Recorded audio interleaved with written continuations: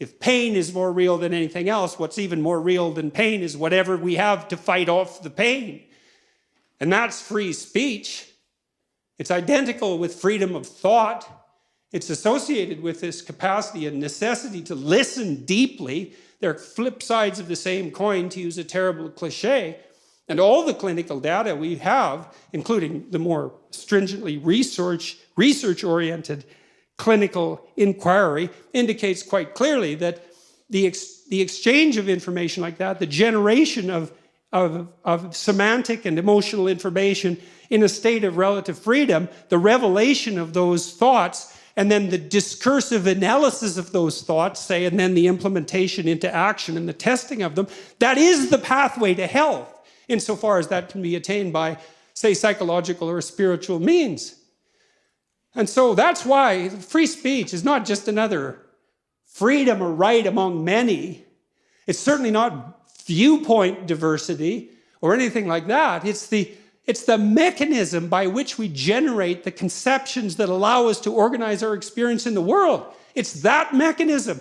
And more than that, it's the mechanism that allows us to reformulate and criticize those conceptions when they've become outdated and sterile, to dissolve them into a chaos that we have to contend with while it's occurring, and then to reanimate them in a new form so that we can move into the future.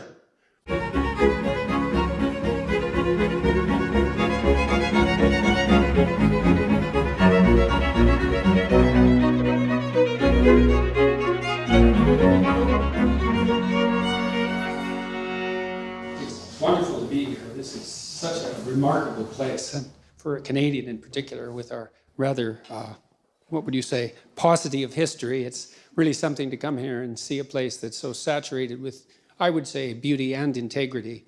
I hope you know what you have and that you take careful care of it, because it certainly deserves it. I'm going to speak tonight as a clinician, I would say, about free speech. Dr. Orr gave a bit of an account of the battle behind the scenes, so to speak, that took place so that I could come here and talk, and that's much appreciated. A lot of people put a lot on the line to make this possible. But I find the debate itself somewhat of a mystery. I can't really understand why it's raging precisely the way it is raging. And I would say that specifically from a clinical perspective. I'm going to tell you a little bit about a clinician named Carl Rogers, and I learned something. I've studied the people I regard as the great clinicians in some detail and learned a lot from all of them, regardless of their particular school of psychotherapeutic endeavor, let's say, or their historical background or their genre. I learned a lot from Freud in the psychoanalysis, from Carl Jung, from Rogers, who was a humanist, from Maslow, who was perhaps equally outstanding as a humanist psychologist, the existential psychologists, and the cognitive behavioral types, who were much more cut and dried, let's say, in their approach than, you know, the more mythologically oriented, narrative-oriented psychoanalysts. They all had something to teach me, and I learned it with great, what would you say?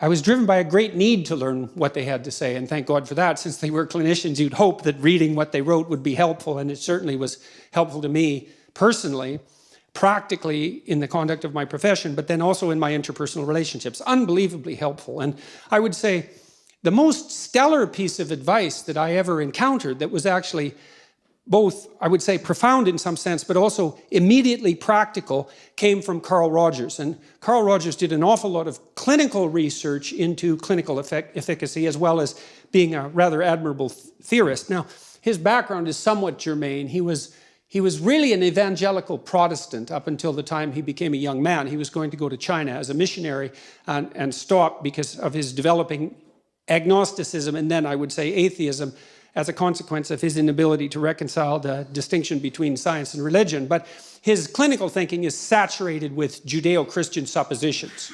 And foremost upon them, I would say, would be something like respect for the word in capital, as a capitalized phrase, respect for the divine word, let's say, but in a secularized fashion.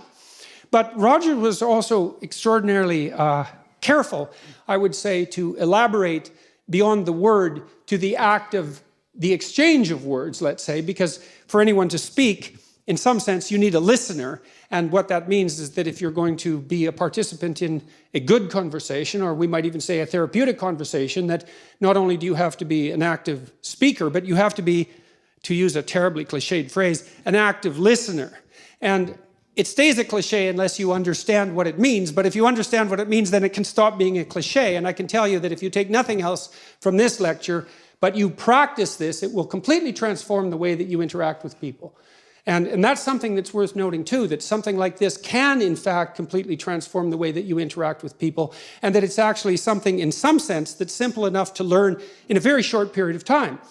So Rogers said that he had noted in his interactions with people and in the clinical domain that it was very difficult for people to listen, and that most people had never really been listened to at all, or that many had never been listened to at all, never really attended to properly, let's say by their parents during their course of development, never had a mentor or a teacher who really attended to them and listened. And Rogers also noted that you listening may be thinking that that's not true of you. Let's say as a person you had people who guided you, or as a listener you're perfectly good at it. And he would say, no, probably not. And so he posited a little experiment that you could run, and I would highly recommend that you run this experiment every time you talk to people for the rest of your life, because it really works. And it points to something deep that we'll go into after the description of the practicalities. So Rogers said, it was an axiom of his theoretical stance, let's say, and derived it in no small part from the Freudian revelations. I mean, basically what Freud did in his clinical practice was have people come into his office, his clinic, lay down on a couch with him not visible, and talk.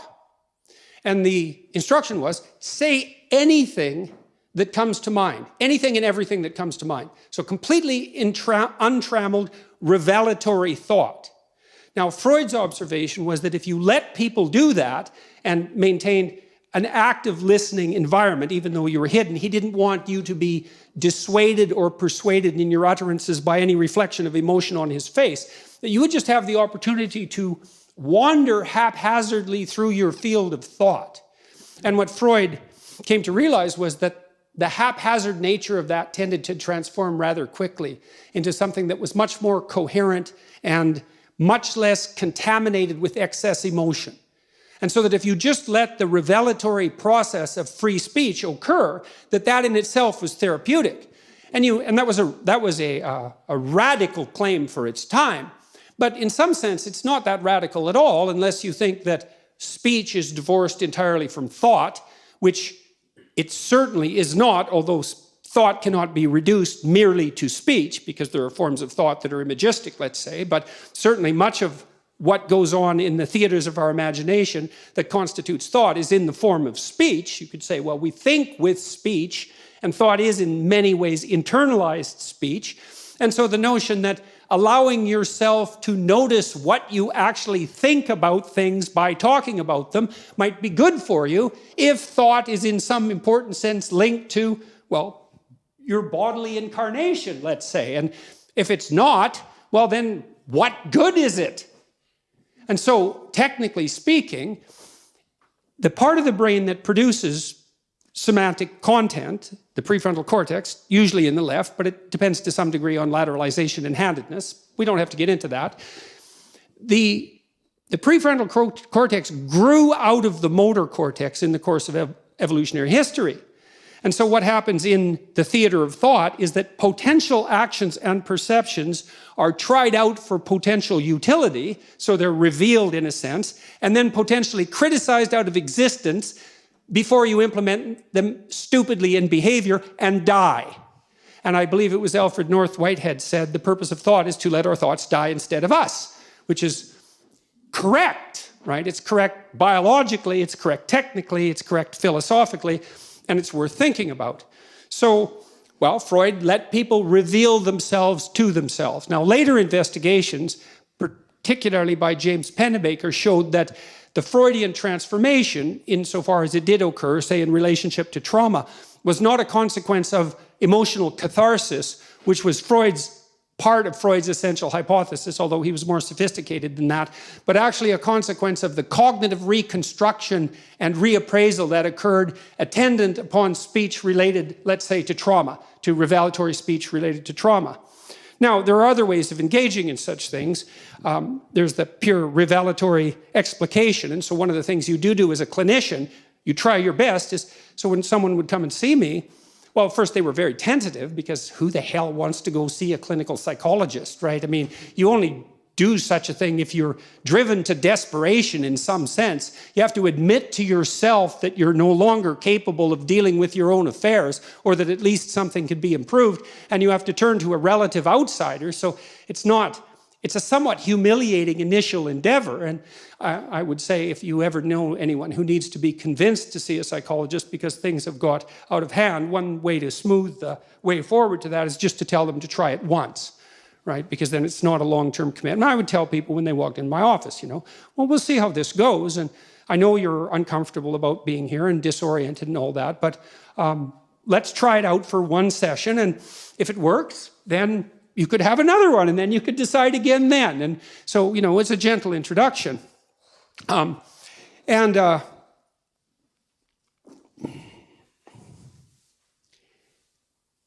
would never assume to begin with that I knew what was wrong with them.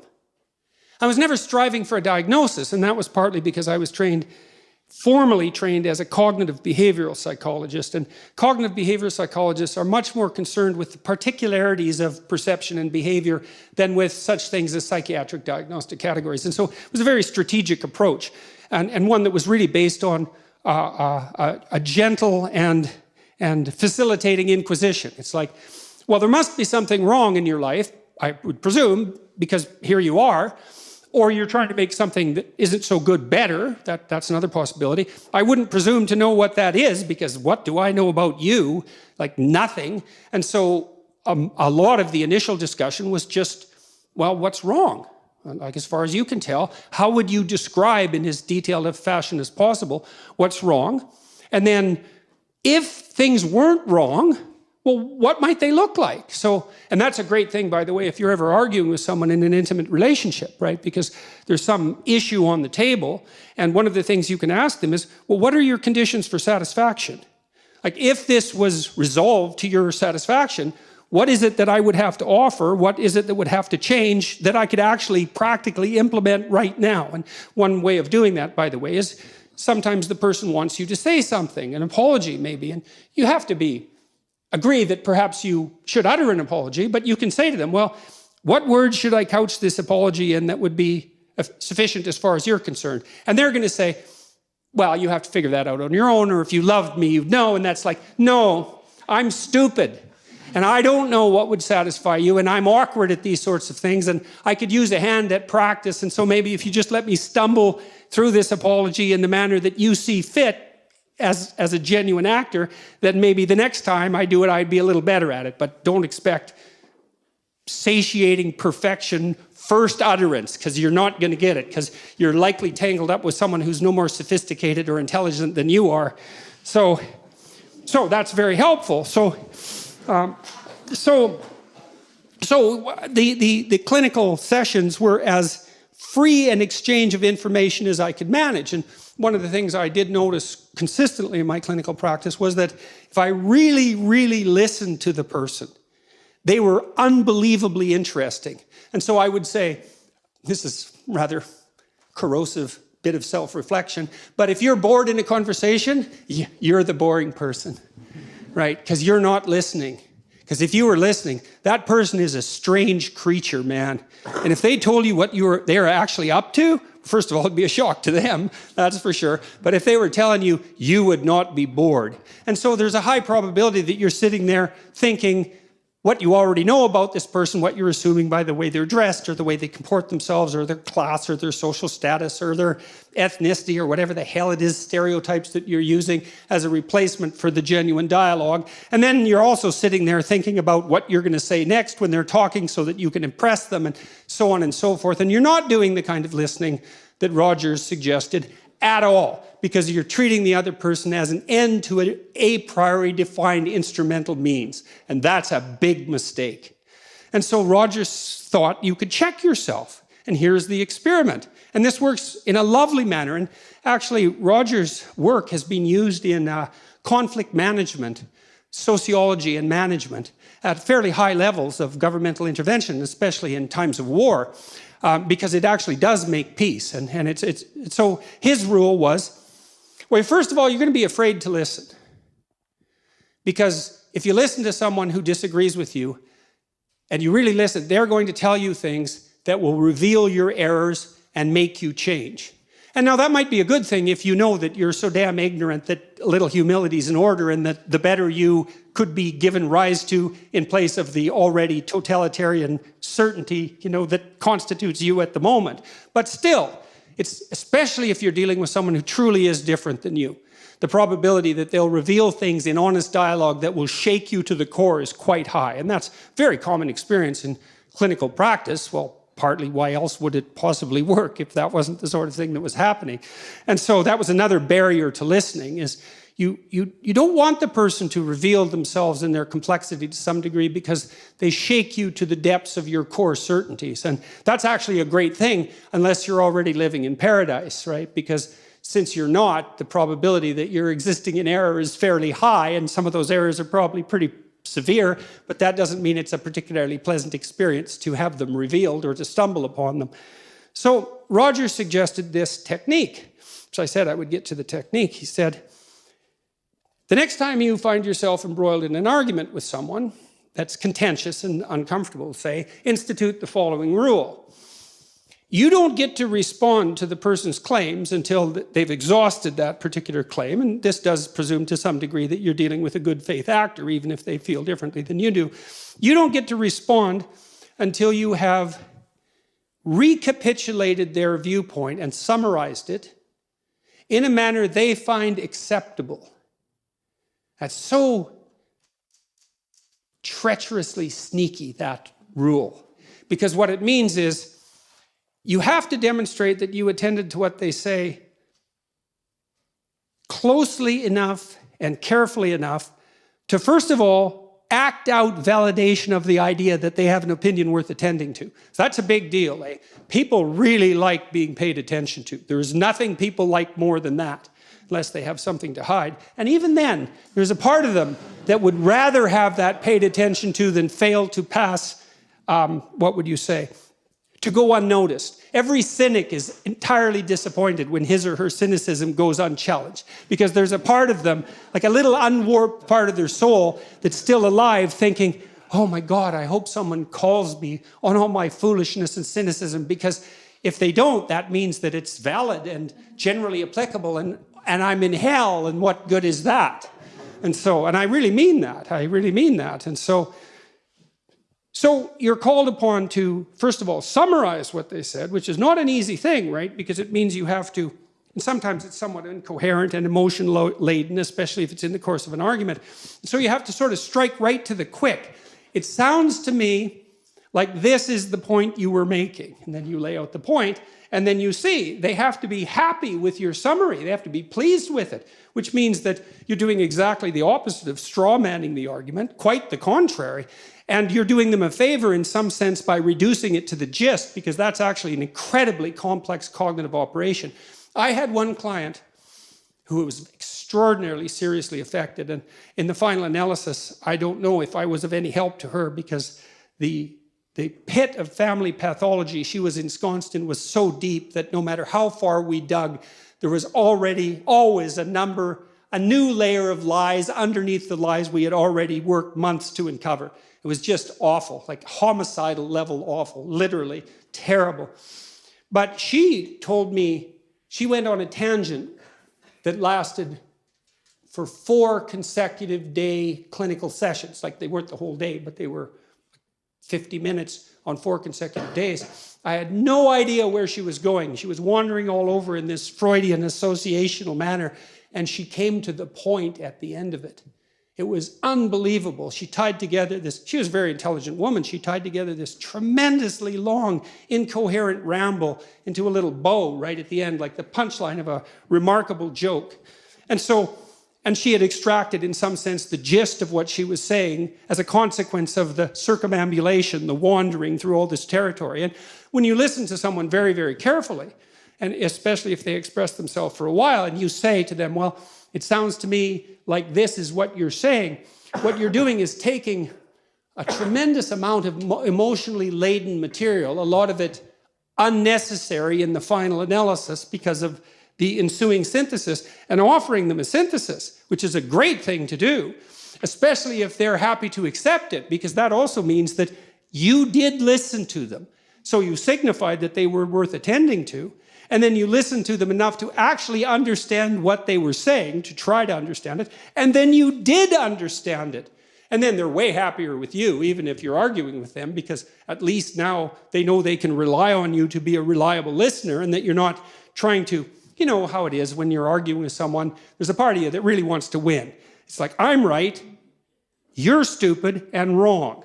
And so the best way for me to demonstrate that is to warp and bend your argument in some, make it trivial in some way it isn't, especially if it's directed to some degree at like elucidating my character flaws and to minimize you in doing so. And if you do that, of course, well, that's not a great road to peace unless you're willing to bring a big club to the argument, and many people are. And instead of listening and trying to make peace and sort things out, they'll use all sorts of subtle forms of suppression in their ensuing dialogue just to keep everything, you know, under the rug or in the closet. I wouldn't recommend that as a medium to long-term strategy, especially if you're trying to bring peace to a household. You have to go through this horribly painful process of listening to the people around you tell you what they think of their lives. And if you do that, then, well, maybe you can all come to a place that is characterized by something approximating genuine peace. And I would say that even psychophysiologically, you know, I mean, when there's tension in a household and multiple, what would you say, systems of value operating simultaneously, there's a tremendous confusion about what should reign supreme, right? And you think, well, nothing has to reign supreme. We can all have our diverse opinions. No, you can't. Not if you're going to live together in harmony. There has to be some overarching structure that unites you. What else is a family if it's not an overarching structure that unites you? Now, within that, there can be tolerance and even appreciation for necessary individual differences, and obviously there should be, but that doesn't mean there's not a higher unity that the entire organization, let's say, is striving for in some manner, and not only striving for, but pining for, or even dying for. And I don't use those words lightly. Like, the absence of that incorporating higher structure is a felt sense of catastrophe on the part of the members of the family. They're always at each other's throats. They're interfering with each other's goals. They can't listen. They're in a chronic state of hyper-arousal because they don't know what to do ever. They're hopeless because no goals have been clearly defined, and we experience almost all our hope in relationship to defined goals. So this isn't some, what would you say, humanity's myth or some reality that isn't as concrete as everything that you see before you. It's quite the contrary. And as far as Rogers was concerned,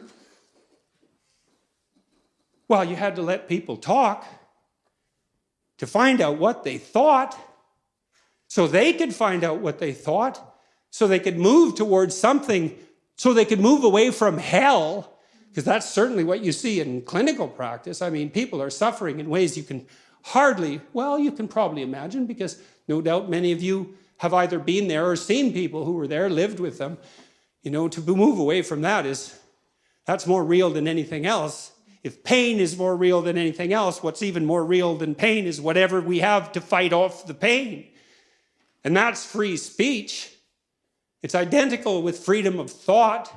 It's associated with this capacity and necessity to listen deeply. They're flip sides of the same coin, to use a terrible cliche.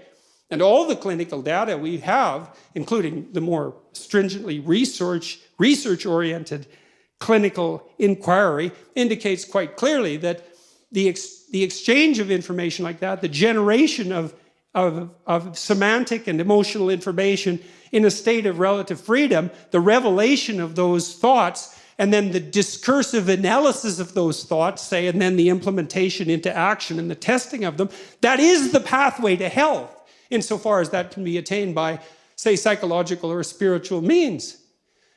And so that's why free speech is not just another freedom or right among many. It's certainly not viewpoint diversity or anything like that. It's the mechanism by which we generate the conceptions that allow us to organize our experience in the world. It's that mechanism. And more than that, it's the mechanism that allows us to reformulate and criticize those conceptions when they've become outdated and sterile, to dissolve them into a chaos that we have to contend with while it's occurring, and then to reanimate them in a new form so that we can move into the future. And so if you're concerned with the oppressed, let's say, why in the world would you oppose free speech? It's the only thing the oppressed have. And if you don't understand that, I would say, well, that's either an ignorance that's so deep that you should remediate it as rapidly as possible, or a malevolence that's so appalling that you should face it even though you'll face it at your peril. And so you come to a university like this that's been a bastion of free speech, in a country that's been a bastion of free speech and a light unto the world in that regard for 1,000 years, and all due credit to all of you for that. It's like, don't forget this.